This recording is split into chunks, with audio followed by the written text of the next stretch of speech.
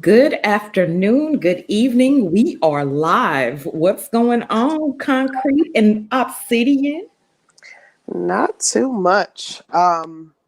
Still trying to get well, still trying to get my health in order. I've been down for almost a week now with Good. something with my throat, and I don't have corona, Thank and God. I am slowly getting better, but I'm still not 100%. Probably like 60, 70%. So yeah, just trying to fight off whatever this is trying to have me under attack. Other than that, I'm good.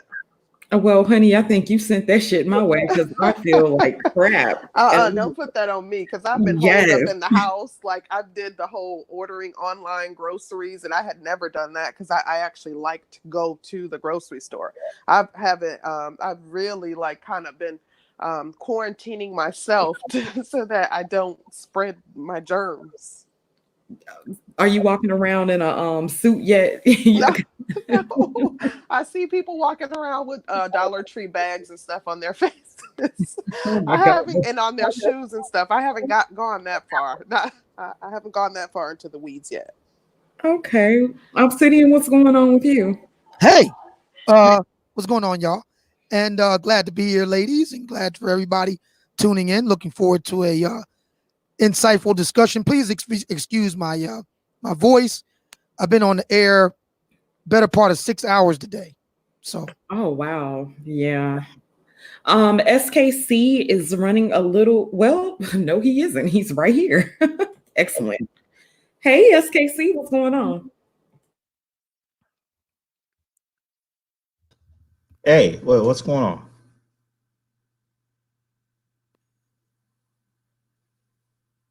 Did concrete drop out? I don't know. Okay. But yeah, interesting show ahead, I guess. Uh, Lots to talk about. Yeah, looking forward to it.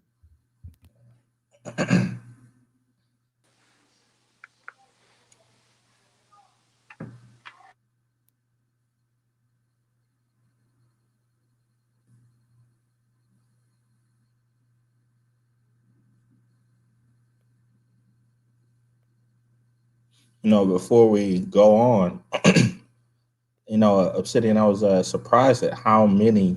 Um, Wait. SKC, you know we're live, right? yeah, Okay, okay. yeah, yeah.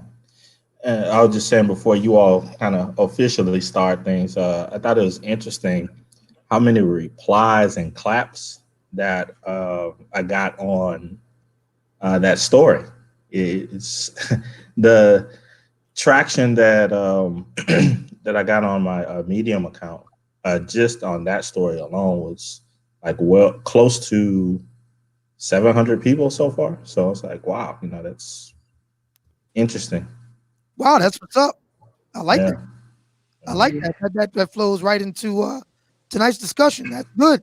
I mean, it's a good thing that we have a discussion about the Black Manosphere. As a matter of fact, my my show today, my Zoomcast, talked about a very interesting article about how the black gender divide politically will determine the next president.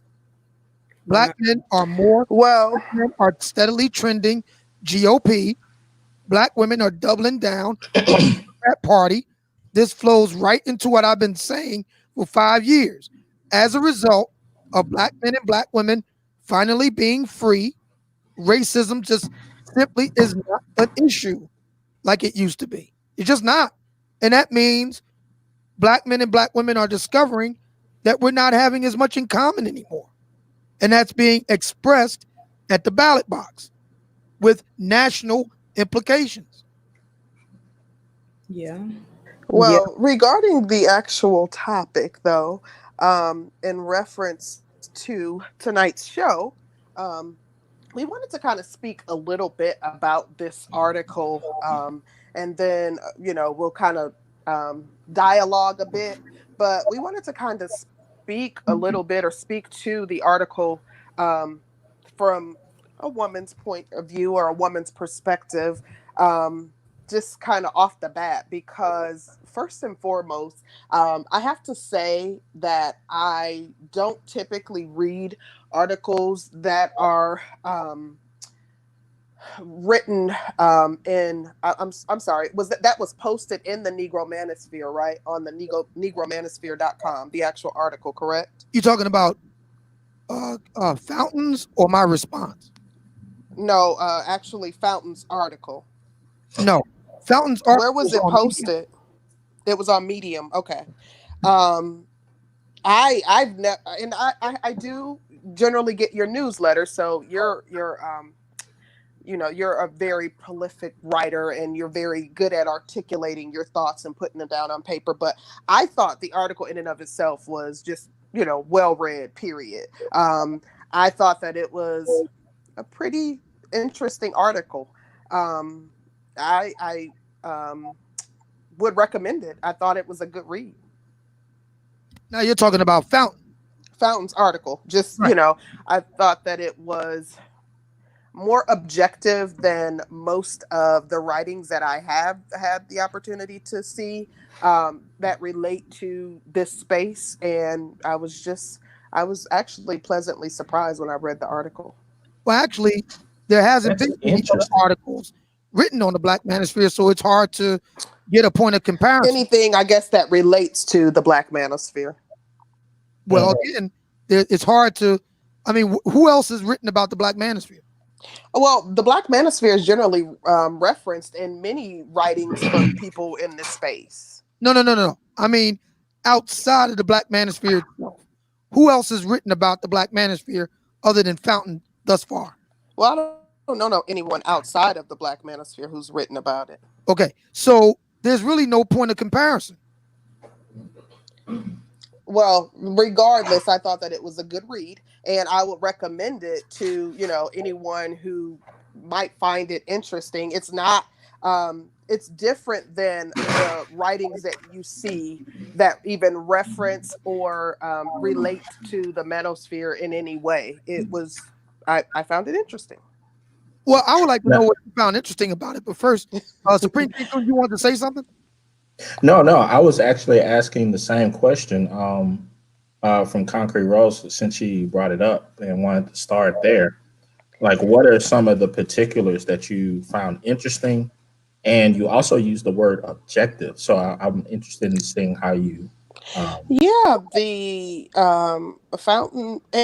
First off, I'm not sure who he was referring to in the article. The guy named Skylar. I don't know if that was. I'm assuming that was like a moniker or something that he was using to disguise the identity of whomever he was referencing in the first part of the article.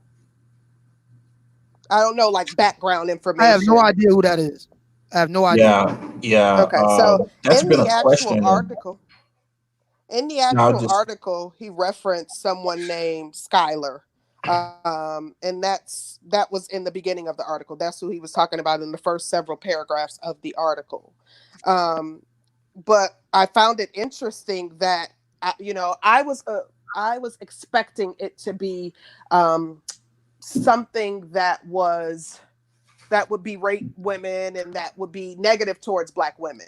And because it wasn't, I found it to be a good read. It was something that I read and I enjoyed, and I wasn't, it wasn't distasteful, and it wasn't something that I couldn't even finish reading because of the negative connotations that I assume would have been attached to Black women.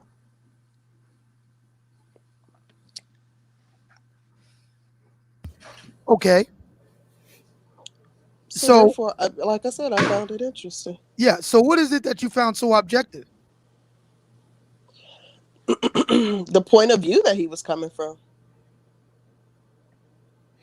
Usually, All right, what about his point of view you found interesting? Or I'm trying to find out exactly what you found that was so insightful. Let me read an excerpt from the actual article, Okay. and then we can talk about it. So yeah, I think that would be good. Yeah. So this is just one that I had highlighted on my own in reference to the article, and Fountain writes, like so many online communities, the Black Manosphere is rife with internal divisions and disputes, each more ridiculous than the last. What unites it is its founding principles of anti-feminism. Most of those are cribbed from the larger manosphere, an umbrella term for a collection of subreddits and men's rights forums, claiming that women and a feminist leaning society have robbed them of their power and then tailored to Black women specifically. Black women lack femininity, says Black Manosphere dogma. They refuse to be submissive. They are the ones responsible for Black family dysfunction.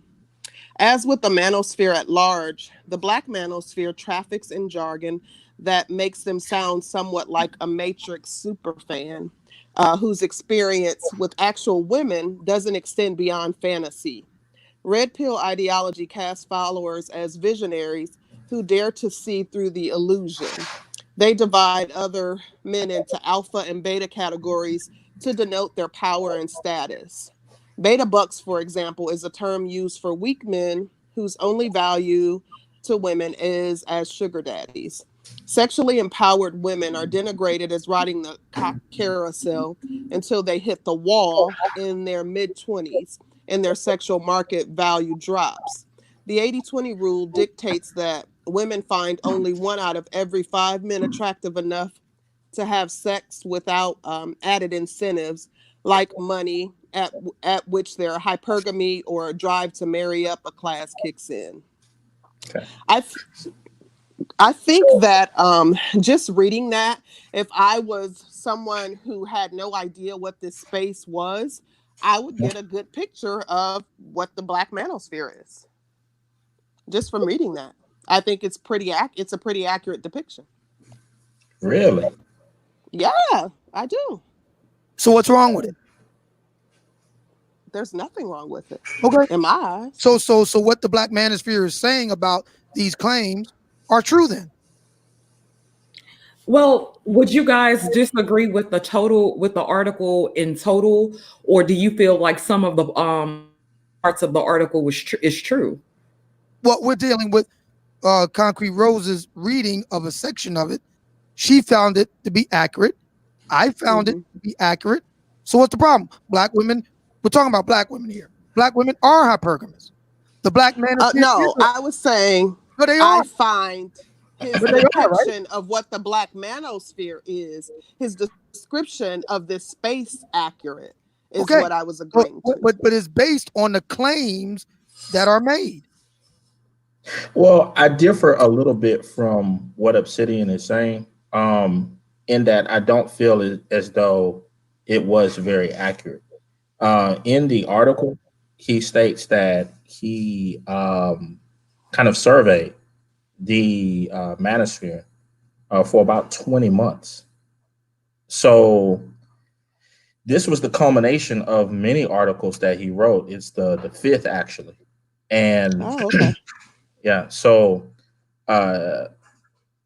to state all of those things, but to never state any of the other things that take place within the space, I think is a practice of omitting certain things in order to paint a certain picture. He mentioned some other things in passing. I mean, the basis of his article was not, about, how the Black Manosphere encourages, self-improvement, but he did mention, some of those positive attributes. Here's my question. Why does it have to? Why does it have to exist to encourage self-improvement? Why can't we be critical of Black women? Why not? Why? It can. It absolutely can. But he also has the right to be honest about his viewpoint, what he sees in the space. But my argument is I already got my act together. I already do. I'm not in jail. You're arguing against a point that hasn't been made. No one is saying that it has to. No. But he says in the article, you didn't read it yet, but he said in the article that there's something to be said for Black men having their own space. He also says in addressing the Sean James issue, which went down on my show, that it should be about you know, the usual race man type of stuff, you know, reaching back and helping young men and mentoring them. No, I'm not somebody's dad. No, Yeah, I'm but here. what? I'm here to provide entertainment. Yes, we make fun of black women at their expense. Mhm. That's part of what I do. Not only do you all make fun of black women at their expense, should a black man have a differing opinion, he's subjected to what Sean James went through. He could potentially be subjected to that same ridicule. That's part of the. Hey, boys will be boys. Well, I don't think that in addition to that, if I could get your thought, Concrete, what do you know about the Sean James situation? Not a whole lot. I mean, I remember when it was going down, I caught like a part of one of Obsidian's shows, and I also read one of the articles that he wrote in reference to it. Okay, I'm sorry. Go ahead, Supreme King Coon. So if I could pose a question to you, Concrete, let's say if you guys had, I don't know, let's say an individual, perhaps another woman, another black woman who you two kind of aided, let's say they had a book or something, and you know, you all promoted their book. You got individuals within your space that support your show to support this individual in their book. And then that individual comes out and says, after receiving many, many, many funds from those same individuals, come back and say, what those people are doing, they're lost. How would you two feel about that? Well, what I can say is I'll answer and then I'll let Danny answer. But what I can say is personally, I wouldn't go on a smear campaign. I wouldn't be attempting to dox him. Not saying that anyone on this panel did that, but I wouldn't, make fun of that person. And I wouldn't, like, your character doesn't determine my character. I'm not going to get out of character and, get ugly because I disagree with something that you said, because I feel slighted by something that you said. And that's a very good point. So, Obsidian, what actually happened with Sean James once he made that statement? What did the collective do? The collective, pretty much backed up off of him. Didn't they have like an open forum discussion with him? Absolutely. I invited Babatunde Umana because James had made a series of very strident. He didn't just do a one-off and just leave it at that. He used he did a series of statements, very strident, against the SYSBM brothers. And I invited him and Baba to have a civil debate, and they did. And Sean James didn't acquit himself very well. I'm sorry. Yeah, and I'm not speaking after. You guys are two people in this space, but I saw a host of videos that were berating that man. Like, let's not act like it didn't happen. Yeah, because you two specifically did not go in on him. And I remember when Obsidian extended the invite, I think that's the show that I caught part of, for him to come on so that he could have a civil debate. So, just because you two didn't go in on him or weren't ugly to him, that does not mean that there weren't a ton of other people in this space that did. Well, I'm sorry. That's how it works. Listen, this is not. Yeah, that's a downside to this space, and Alan Fountain had the right to point that out. How's it a downside? Because it is. It's not a very mature thing to do. So you mean to tell me that the only people that are immature are the Black Manosphere? I didn't say that. Come on now. Don't put words in my mouth or twist my words. Let's let Danielle, because this is why I wanted to why are you holding up to a higher standard than everyone else? This is why I wanted to give my take on the article before you guys came on, because I didn't want it to turn into this back and forth thing before I was able to give my perspective of the article. But I'm going to hush and let Sister George respond to the question that SKC answered before. But I have a question. Why is the Black man? Well, he asked the question first, though. But okay, but you made the comment. So I'm asking you a question. Why is the Black Manosphere being held to a standard that we don't demand of anyone else? I mean, I don't know how to answer that. I demand that I do. standard of all Black groups, of any group that the core of the group is Black Why aren't people. we Like, we demanding this of shouldn't Black be. feminists then? We should. I always challenge the talking points and ideologies and the narratives that Black feminists and that feminist period push. I'm talking So about Black feminists. We're not talking about the white manosphere. Black ones too. I'm talking. I address Black women. So And I want to follow up. I want to follow up on that point by saying this, because you read Fountain talking about cribbing from the white manosphere. This is what I said in my response to Fountain, and I'm going to read it to you directly.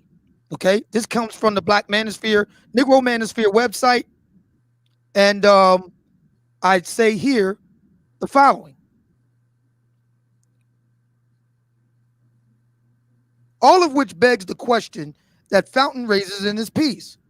If indeed the Black Manosphere is little more than the white manosphere in blackface, and if the white manosphere is only a step away from the alt-right, and if the alt-right in turn is only a step away from that basket of deplorables, as Hillary Rodham Clinton put it 4 years ago, then that brings us to a harrowing conclusion Fountain and those of his ilk have to grapple with if they have even a modicum of intellectual honesty, that the Black elites have failed.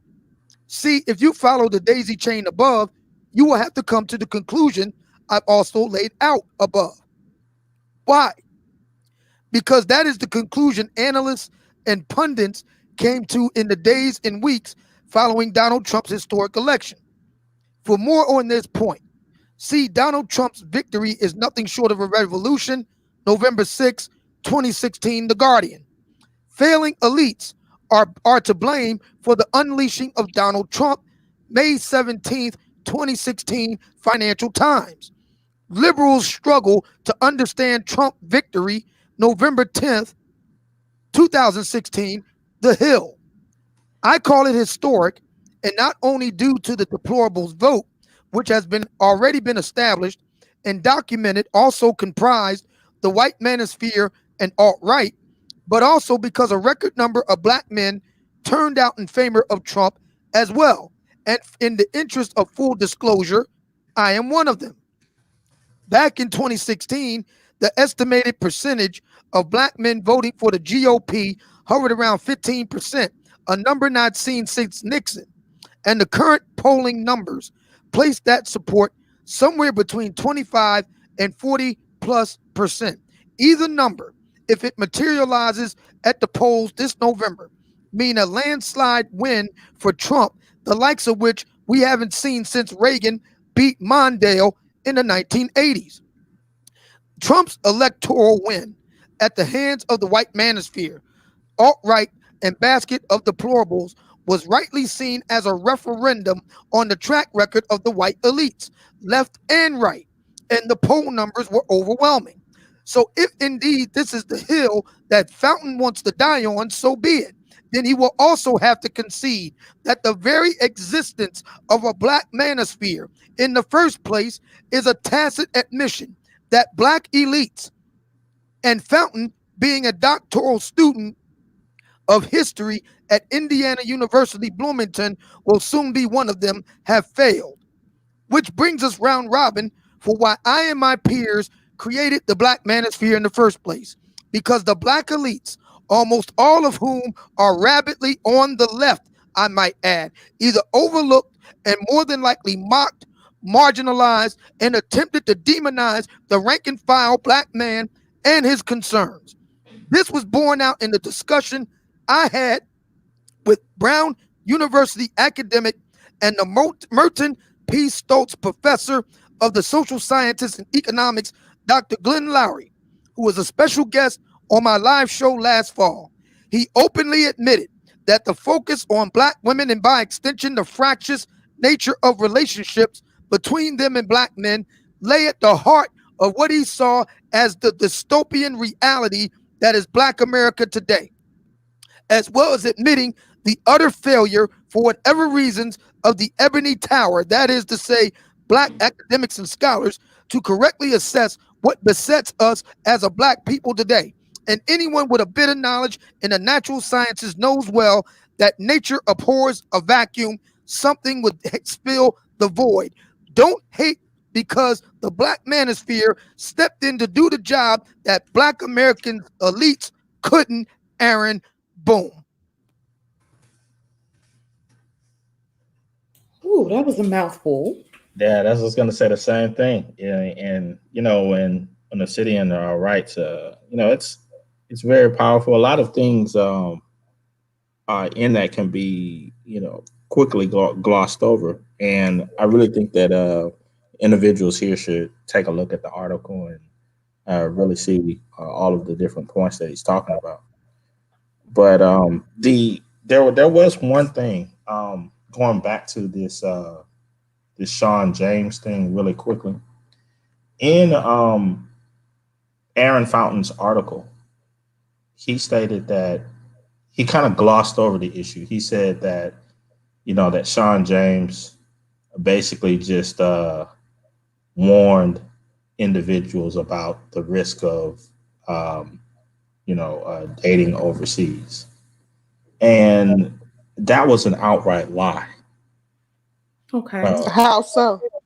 Because what he actually said was that you would be foolish to do something like that.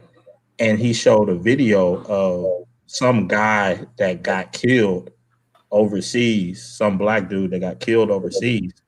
And when questioned about it, when other individuals had him like on a one-on-one discussion, and they asked him, "Hey, you saw a video about a Black man that got killed overseas, and then you came out and said to everyone that it would be foolish because this could happen to you." And they asked him, "Have you ever traveled? Have you ever been across seas? Have you experienced all of these things?" "No, I don't even have a passport." So you really thought that it was wise to look at one video of an individual that got killed and then say that a whole group of individuals that have experience in doing just that, traveling all over the world, are foolish because they could get killed? Now, I will definitely agree that that was I feel like that's very inaccurate, and I don't think when men travel that they always die when they go somewhere, and I just think that that's a Now, horrible. now, Sister George, that exact question and comment was posed to Sean James to say, "Hey, dude, I don't know where you living, but there's Black guys that are traveling the world every day. They get on planes and go across seas and do this and that. What are you talking about?" And he stated, "Well, you just need to look at the video of the guy that died." I don't Oh, agree That with was his his response. comments, but they didn't warrant the response that he received in this space either. I understand. Now, I agree with you, Concrete, to a certain degree. But for the writer to pose it off as Sean James was just warning guys of some of the dangers that happen across seas, and then these guys just Yeah, aped he up on it. definitely downplayed it. No, come on. That was a slanted lie. so my question to you, Obsidian and SKC, how accurate do you think the article is? Upsetting. If you was to put it in a percentage, I have my own offhand, but if you were to put it in a percentage, how much would you say? How would you grade the accuracy of the article? Maybe, I'm generous, maybe 40%. See, I was going to be more generous. I was going to say right at about 45, maybe 49. I wouldn't say 50. Okay, and so I have y'all a question too once you're done, Danny. I just want to know. okay. So y'all feel like the article basically disparaged the manosphere without, do y'all think it was without cause? I think that it had certain motivations. And that's Um, what I wanted to know. What would be his motivation for disparaging this space, and especially telling untruths or not being honest about what he, or over embellishing, the negative aspects of this space? What would be his motivation? well, I'll tell you one thing. Just looking at his writings in itself, like I said, this was his fifth article that was on the Manosphere, and he said that he had been conducting research for about 20 months. So, in 20 months' time, dating back to 2018, as a PhD candidate that has been enrolled in his doctorate program since at least 2015, he was able to interview exactly one person in 20 months. And this person was not mentioned in his previous four articles. And this one person just happened to agree with everything that he had previously wrote. See, he had already wrote an article about the manosphere 6 months into his research. And from the very first article to this fifth one, there is no new information. It's a repeat. Oh, okay. Interesting. Well, I want to read another passage from the article because, like I said, to me, I found it very interesting, and some of the stuff that he said in there, it just stood out to me. But this is another passage. He said, the Allen writes, as the Black Manosphere proliferated, so did a deluge of content. Men, mostly from North America and Western Europe, write ceaseless articles referencing other articles and upload videos as long as 12 hours, blaming Black women for every societal ill plaguing Black communities in Western societies. Literally everyone. Crime rates, single motherhood, STD rates, killing sprees, lagging school performance, out of wedlock birth rates, abortions, incarceration rates. To bypass YouTube's content moderation policies, some make their videos age restricted. Others post their content on BitChute or Free Speech Avenger, both of which can feature profane or even pornographic content. Da da da da da. But I just found that very interesting, that he pointed out how a lot of the content in this space focuses on, if not the majority of the content in this space focuses on blaming Black women for everything under the sun.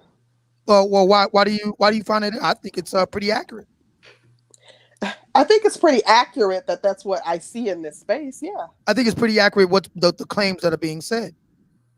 Black women can't have it both ways. They can't. You think that Black women are responsible for all of those things? They can't have the right. And I just posted an article from Vox that I talked about today on my Zoomcast that points out that Black women don't want to vote for Trump and the GOP because they don't want to be in a patriarchal system. They want to be able to run things on their own. Okay, so that means it happens on your watch.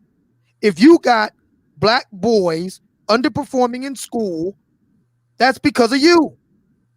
Where they coming from? Well, let me ask you. We can't act as though there's no accountability to be had on the other side. That's my point. Hang on. You don't want patriarchy. That article made it clear. Vox Media, March 9th. The link is in the chat room. I talked about this today. If Black women don't want to vote for the GOP, in part because they disagree with patriarchal norms, fine. Then they bear the responsibility. Whose fault that the Black abortion rate is so high? It ain't Black men. It's Black women. Whose fault that Black boys and Black girls are underperforming in schools when the majority of them are raised by single mothers? Whose fault is that? Let's talk about the other side. The guys who don't step up and take care of their kids. Whose fault is that? Unless you're talking about you got raped. You chose them. You chose a loser. See, what black women want is to be able to call the shots, and then when the bill comes due to have to be held accountable for the failure, they want to pass it off to somebody else. I don't think so. I vehemently disagree that black women are responsible for all the ills in black society. Yes, there are some specific things that black women are pretty much solely responsible for. I don't deny that. The extremely high, extremely exorbitant abortion rate is one of those things, but they're not responsible for all of the ills that occur within the black community. Well, we don't have to go by all the ills. He listed them off in the article, so we can go one by one. Yeah, but prior to that, the comment that preceded that was that black men blame black women for all the ills. But we can deal with he made specifics. So let's go by those specifics. Let me let Danielle get in, and then we can come back to this point. Yikes. No, I want you guys to continue, because I had a specific question for what y'all were talking about before, but y'all moved on past that. So no, please, go ahead, please. Okay. You and SKC both agree that 40% of the article is true. About that. Okay. Now, my question was about the Democrats and the Republicans, the GOP or whatever. I kind of looked at it, and I kind of think that black women have voted Democrat, so have black men for as long as I can remember. The Democratic Party was basically dropped off onto us. So do you think that that's a reason that black women choose to still stay with the Democratic Party? I think that can be a reason, particularly for older black women. Yeah, that's a factor. But what's undeniably a factor as well is the fact that, as the article points out, I'm not saying this, the article is saying it. Black women don't want, a lot of black women don't want to be they don't want to have to answer to a black man or anything, and that's fine. I'm not saying they should. What I'm saying is, in relation to this point that we're discussing now, that Concrete Rose just read from Fountain's article, look, it happened on your watch, therefore you bear the blame. The single biggest factor. But when you say that, you make it seem as though black men aren't even present within the single biggest factor. Hang on. It happened on y'all watch. Hang on. The single biggest factor, the single biggest predictor of whether someone a male will go to prison is if he's coming from a two-parent home or a single mama-led home. The single biggest factor. The development of the black community as a matriarchy, that happened on y'all watch. So by proxy, you guys are to blame. Well, I'll tell you this: 72% of black men still vote Democrat. So talk to them. Oh, you said so everybody but you. Yes, everybody but me. Yes. You said 72%. Yes, according to the Vox article. Link in the chat. So why aren't you focusing on them as well as the black women? Because specifically focusing on black women and how they vote? Because it's our space, and we want to talk about 72%. Everybody else talks about black men. Why do we got to talk about them too? Why? It's not enough that everybody else talks about black men. We got to do it too. Just use your age-old line that it makes you money, because we know absolutely. Absolutely makes me money. Goddamn right. And I'm proud of it. Proud of it. Say that. I have built on the line your pockets. That has proven that talking cash shit about the fuckery of black women gets a brother paid. I've proven that. Thank you. Anytime.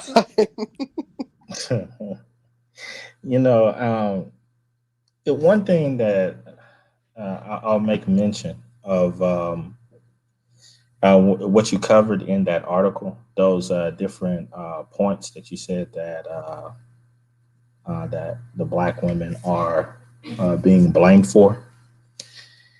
In the previous selection that you read, one of the key terms that is in this article 3 times is anti-feminist.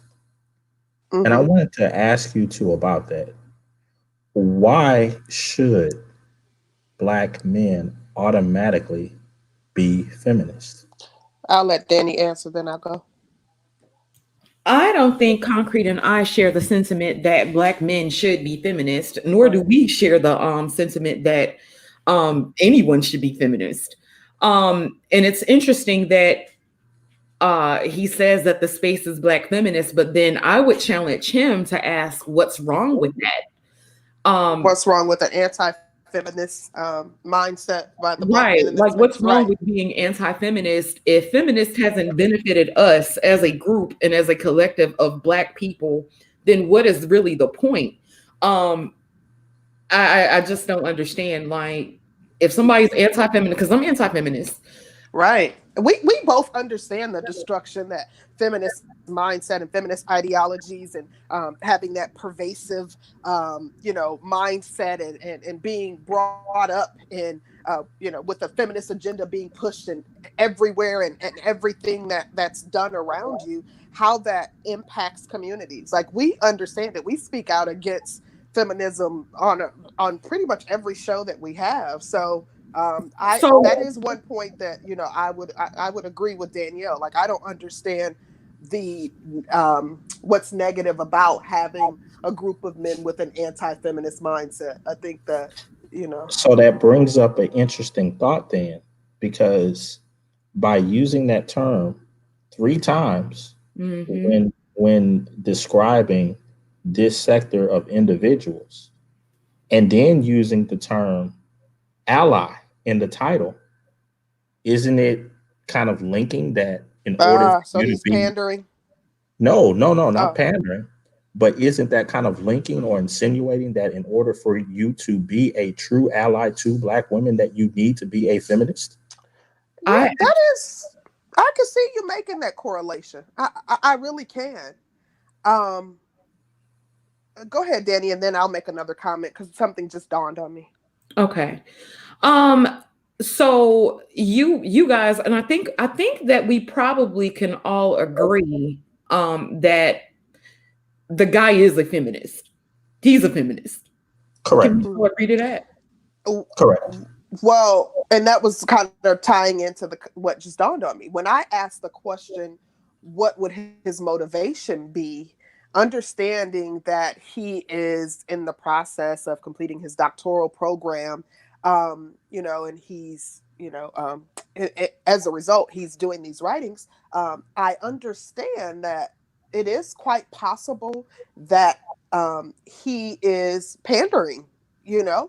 If he isn't a feminist, he's pandering to, that is like the wave. If you're not pandering to the alphabets, you're pandering to, the feminists, because that's what's, in addition, that's what's going to get you the most views, the most, that's what's going to make you more popular. The proof is in the pudding, because when you go to his Twitter accounts, the individuals that he sent the article to, 90% of them are feminists.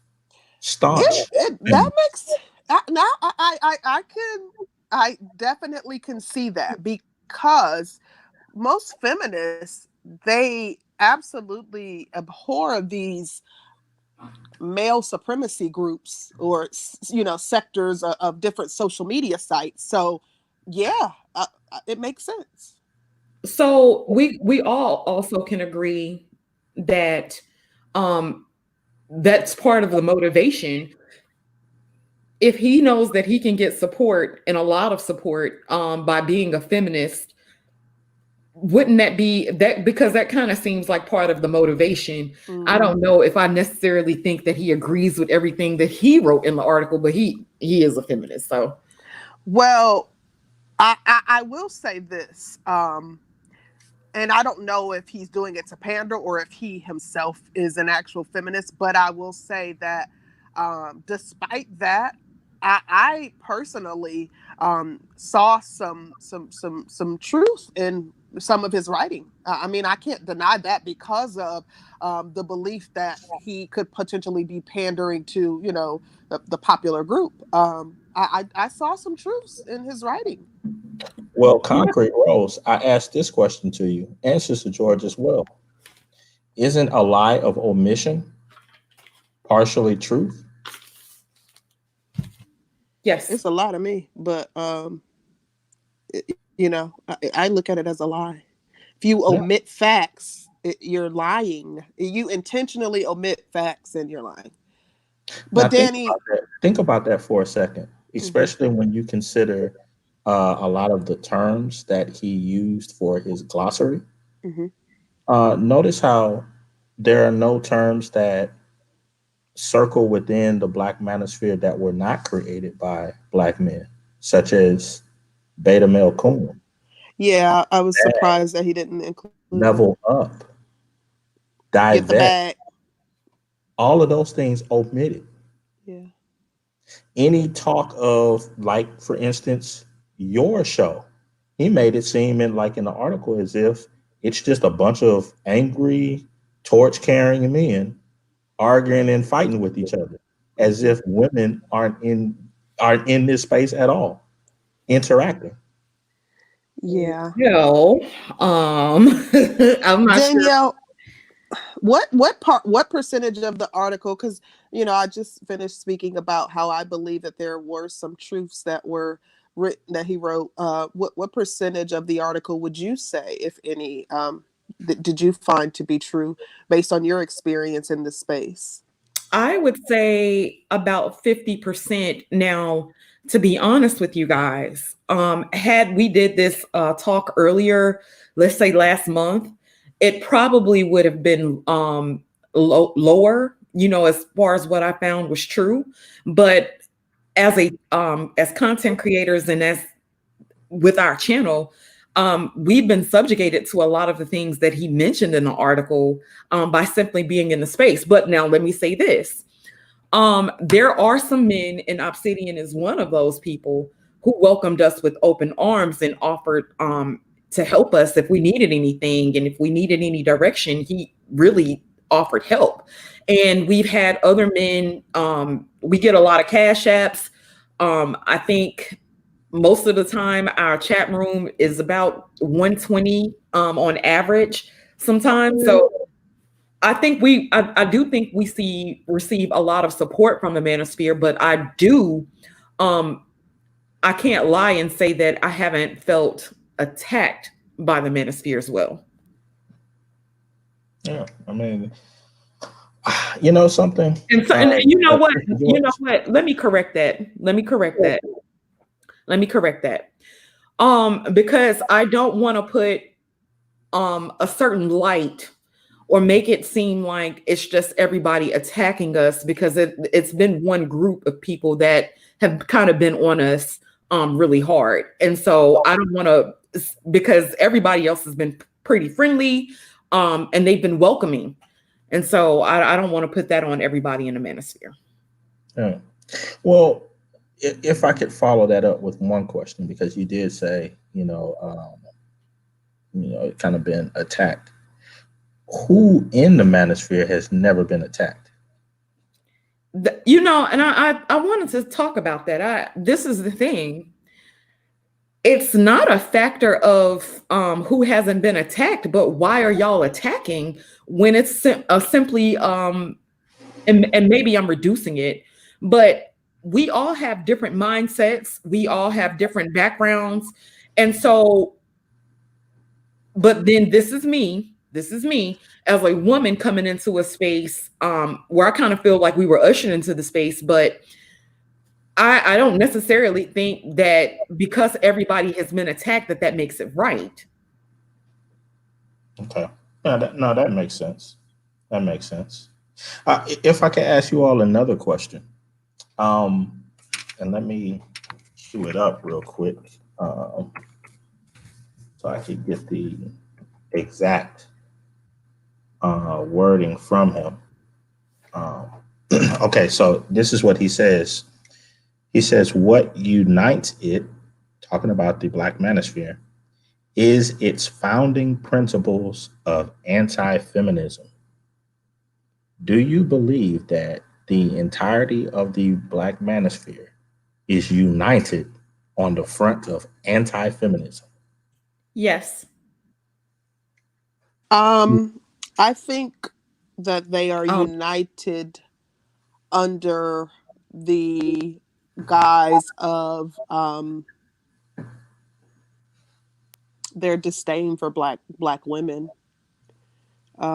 So I think there may be a tie to anti-feminism because that is one of the key arguments that black women are basically agents of feminism, and we've been indoctrinated with this feminist mindset. So I think they're united under their disdain for black women. Really? Because my whole Yeah. piece is first to answer Supreme King Coon's question. I have no idea. I haven't done the poll. Maybe I should do a poll. I do poll. Y'all know this. I do polls all the time. Maybe I'll do a poll on it and find out. Yeah, I think that would be good.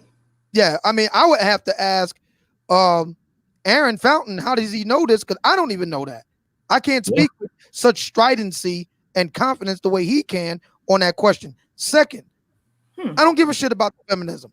I'm talking about the fuckery of black women. Their fucked up behavior, and it annoys the fuck out of me. And I found a way to do something about it and make a nice bit of coin at the same time. Thank you. It has Most no of which political is a derivative of feminism. I don't know. I don't care. I don't care where the fuckery came from. I just care that the fuckery's here. It annoys the shit out of me, and I figured out a way to get that off my chest and make money at the same time. Thank you. That's all I care about.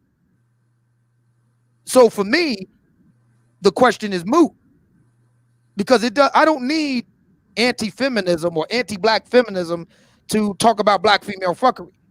So, Obsidian, would you agree that the space is united over black female fuckery? I don't even know about that. I would have to do a poll. I don't know. Okay. Well, with the things that you've seen in the Manosphere, some of the spaces that you visited, it seemed personally to me, it seems to be a common theme, especially with the creators of the Manosphere, which would be you, O'Shea, and Angry Man, correct? Some would see it that way. Okay. And with you guys being the start, the three that started the Manosphere, would you say that you all united under black female fuckery, like you didn't want to see black female fuckery and anti-feminism? I would say me and Angry Man. As for O'Shea, he kind of had a kind of polyglot take on things. So, much of what he does today is what he was doing back then. It's just more refined and focused. Whereas me and Angry Man started out more of that kind of focus, and mine started out with more of that kind of focus. So, yeah, I mean, for me, it's not, it's just like the whole thing of why I'm a bachelor. It doesn't have anything to do with MGTOW or men's rights, or it had everything to do with the fact that, a lot of the black women that were available at the time were just lacking. And I don't see why, black women can say that there's a paucity of eligible black men to marry. Nobody has a problem with that. But when I say there's a paucity of eligible black women to get with, everybody loses their fucking minds. I feel like Heath Ledger, in the Joker, in The Dark Knight. Everybody just loses their minds when I say that. Why? Why can't we say there's a shortage of what we determine to be suitable black women as mates? Why is that such a big deal? You don't see me falling apart over black women saying there's a shortage of eligible black men. Why can't we say that there's a shortage of eligible black women? Why not? I think we actually hear it from both sides. Now, coming into this space, absolutely, I hear that there's a shortage of good black women. But I also hear the same thing as far as the men. But I actually wanted to move the conversation forward. And my question to both you and SKC, now, it seems to me that the Black Manosphere 1.0, there were a lot of dating coaches that were in the space, right? Yeah. And it seems like with Black Manosphere 2.0 or 3.0, depending on who you're talking to, would y'all say, how do y'all feel about those dating coaches teaching seduction? What do y'all think about that? Because Aaron Fountain didn't mention it as a subsection of the article. I have absolutely no problem with it. And as somebody who's a dating coach for the non-select guy, even though I don't talk about seduction per se, I don't have a problem with it. And the reason why I don't talk about it per se is not because I'm particularly against it or particularly for it, but because I'm simply addressing something that I think no one else has addressed. And that is, you know, it goes back to the 80-20 rule. I think that there's truth to that. I think we can bring scientific evidence to back us up on this. I'm addressing a segment of black men and telling them, look, you are not the problem. Black women and the Black Vagina Vision media and their surrogates and spokespeople and advocates want to make it out that the reason why black women have such difficulty in love is because of you. No. If you're a non-select guy, by definition, you're not the problem. Let me say this really quick because I saw someone ask in the chat. As far as the male supremacy groups that I was referring to, it's essentially the loose definition would be men who are connected in whatever way. So through social media, if it's, you know, if they have a social group that they meet once a month, through their contempt for women is like the loose definition. I have no idea what a male supremacist is, so I can't even comment. I don't know what that is either. My other question, do you guys agree with Manosphere 3.0 kind of doing away with seduction and focusing on male empowerment? I don't know what male empowerment means. It means like a lot of conversations, and shout out to MOT, like a lot of conversations that I would see, actually you, Obsidian, and Kevin Samuels as well. You guys have a lot of conversations about building himself up, the man getting his own shit together before he focuses on women. The man self-improvement, basically. Right. I really don't do a lot about that. I don't hear you do a lot of that. And I will tell you the reason why, because I already got my act together. See, you're not supposed to say that, and that's precisely why I like doing it. See, a lot of black women don't want to hear. There's a lot of brothers that already got their act together. You just don't want to fuck them. See, but do you not care about? Wait a minute. Those of your audience who don't? Wait a minute. And you're not woman enough to just say it. Look, there's a lot of good brothers out there. They got their act together. They're employed. They're gainfully employed. They don't cheat on nobody. They don't hurt nobody. I just don't want to fuck them. Yeah, but do you not care about encouraging those who are those of your listeners who don't have? No. Well, all right.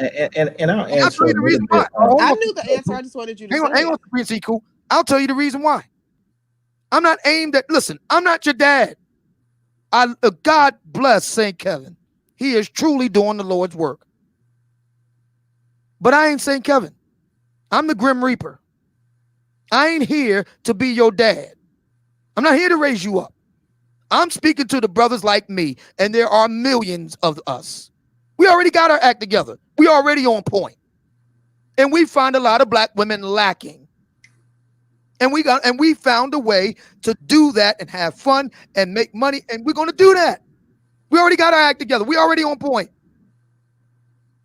So no, I'm not going to spend my time, holding the hand of black men who didn't get what they needed at home because their mom fucked up in making the choice of who was going to be their daddy. That's not my job.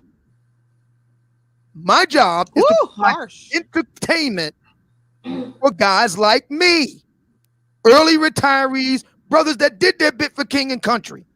I'm living for me. Now it's about me. And yeah, we like to have locker room talk.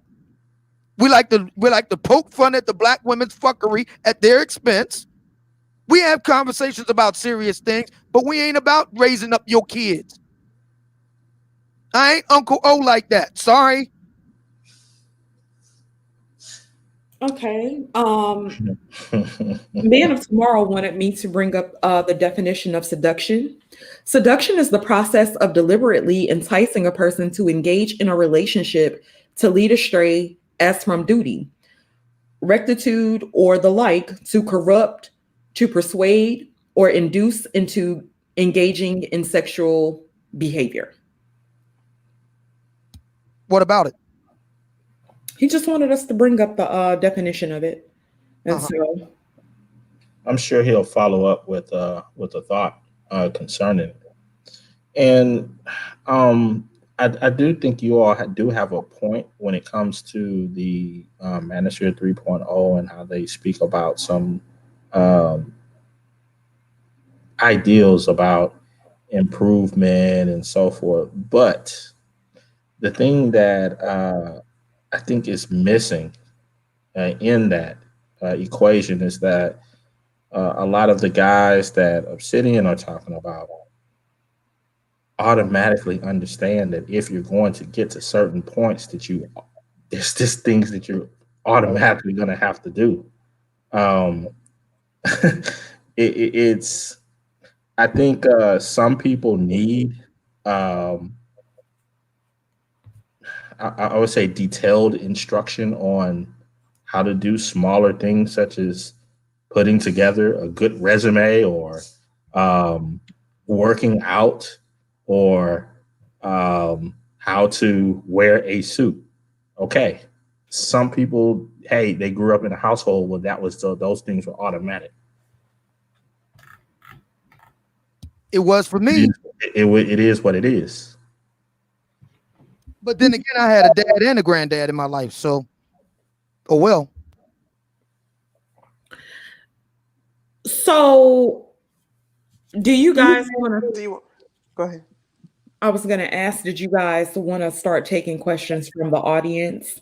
Sure. I understand that St. Kevin wanted to join the panel. So here's what I would like to propose. People like a St. Kevin that can be civil, and I don't mind having a spirited discussion, but you know how it can be with black folks when you start getting all of us in the room, you know, just kind of pandemonium breaks out. So, you know, for those who can kind of restrain themselves, I don't mind them joining the panel. You know, that's fine. As Well, long as and since Could we we since field a we few only have questions first from the chat? spot since we only have 4 spots too, we'll let the people come up and say their piece, and then we'll drop them down so we can rotate them out. right, Unless there's we don't have anybody waiting. great. Okay. Yeah. Okay, well, Um, I'm getting ready to drop the link. And there we go. Okay. Concrete, did you have any more Excerpts. well, did you have any I more? do have something really short. I Go forgot ahead, to SKC. mention. One, two, three, fourth paragraph into his